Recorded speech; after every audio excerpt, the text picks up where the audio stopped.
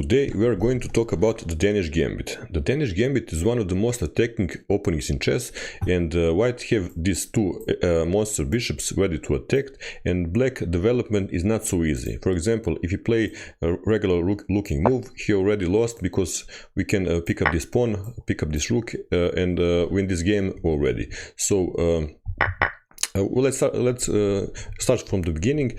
Danish Gambit starts with when the white give couple of pawns for the quick development. We have bishop to c4 move, and we recapture this pawn on b2. And now, for example, if you are the black, what would you play? Black have a couple of easy moves. Knight to c6, knight to f6. You have d6, bishop to b4, and queen to g5 to take this pawn.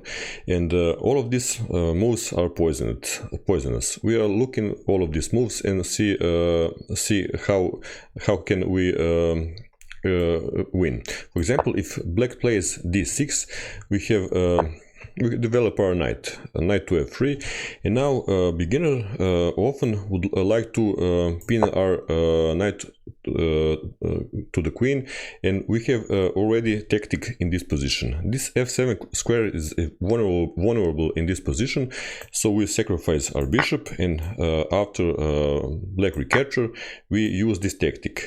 We used two tactics to be precise. We use this fork and use the pin, and if black take a knight, we are going to take his queen, so that is not the option. So he goes back, and we are gonna take up this bishop, and we are gonna be up in development. We're gonna short castle and attack and demolish the black. So that is one venomous line.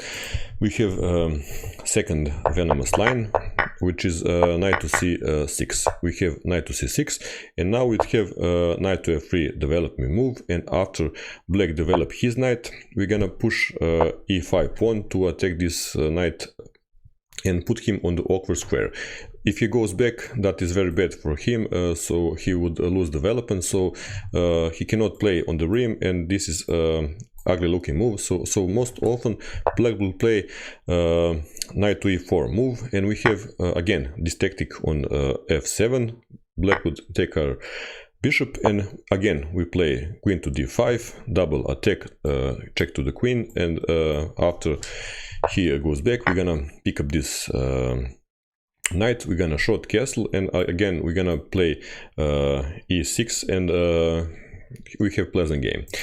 My favorite move for the black in this position is queen to g5, and when he plays queen to g5, he think that he attack this pawn, he gonna win tempo, we're gonna go to defense and so on. But we are not gonna go into defense, because we develop our pieces, and if he plays queen to g2, we have this move, rook to g1, attack this queen, and he must go to the h3, queen to h3 only move, and we have tactic again on f7, bishop to f7, and now if he recapture our knight, we have fork the queen, and we'll win the game. So he sees that, and he goes to the d8, and now we have this tactic, rook to g7. We attack this knight 2 times. For if he captures our rook, we of course can recapture this bishop, and his rook are gone, and we have one interesting move here too. For example, many opponents would like to play here, so if you capture this rook, he gonna capture your bishop, but you have mate in 1 here in this position, and actually the mate in 1 is bishop to f6, and beautiful checkmate. Black king is in the corner, and he cannot escape. So this knight is attack. He go to the e7, and we have this open attack with the bishop. We attack this queen. Don't have any, he have only one square to go, and he would play here, and we are gonna pick up this rook, and we are up in the material, in development, and we have easy game. Next we have bishop to b4 line, which is one of the most popular line. Bishop to b4 check, and white responses are knight to c3 and knight to d2. We're gonna look this knight to d2, and I recommend it to play this knight to d2 because it is the most challenging line. Black developed his knight and we are attacking his knight, and he would like to play knight to e4 because our knight are pinned to the queen, so we cannot take this knight because of this pin, like we said.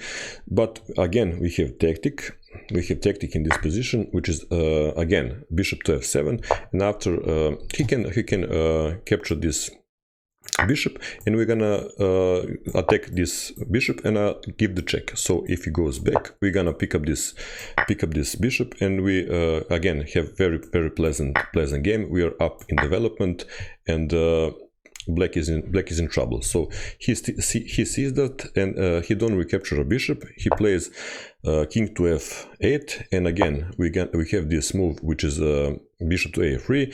He cannot capture this here on d2 because of the pin, so he will capture here, but we're gonna capture this knight after he recapture our bishop. Again, we have this double attack to the king and the bishop. When he goes anywhere, for example, he goes back, we're gonna recapture this bishop. He cannot castle, and again we have very pleasant game.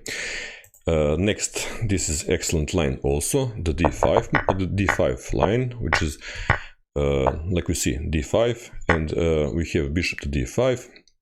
And in most often in beginners level, this bishop is annoying. So black tries to harass our bishop, but we have win the game on the spot. We have this tactic bishop to f7 again, and he cannot.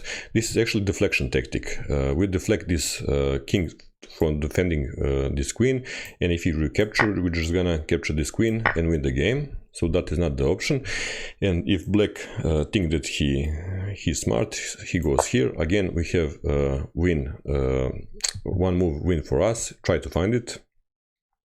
And actually we cannot attack with the bishop here because our bishop is on b2, but we have bishop to a3 move. We give check, and all with black have to do is defend, but we are attack again, and black king is deflected. He must take the bishop, and we're gonna take the queen.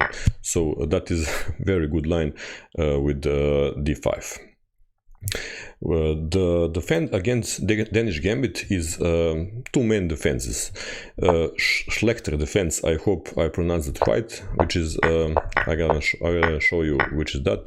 That is d5 again, and if we take this central pawn like in previous variation, now black don't plays here c6, he play knight to f6, because now when we play the same variation, deflection, we think we won the game, but after this recapture of the bishop, we won the queen, but black have one move which saved the game for him. Try to find it. And of course the move is bishop to b4. He gives check to our queen, and also to a king, and also take our queen, and we can go back, and after recapture, black is totally fine here. He have a development, and all the and the white and the black are fine, and it is the funny game, but is equal. Now we have also the Sorensen's defense, which is the variation when black don't accept this gambit. He plays d5 instead, and we have something like e5, queen to d5, and something like this. We have attack this central pawn. You stick to your pawn, and in the future black will try to crisscross applesauce you with this bishop, and for example something like here, you attack this queen, he gonna pin your queen, you're gonna develop your knight, and so on.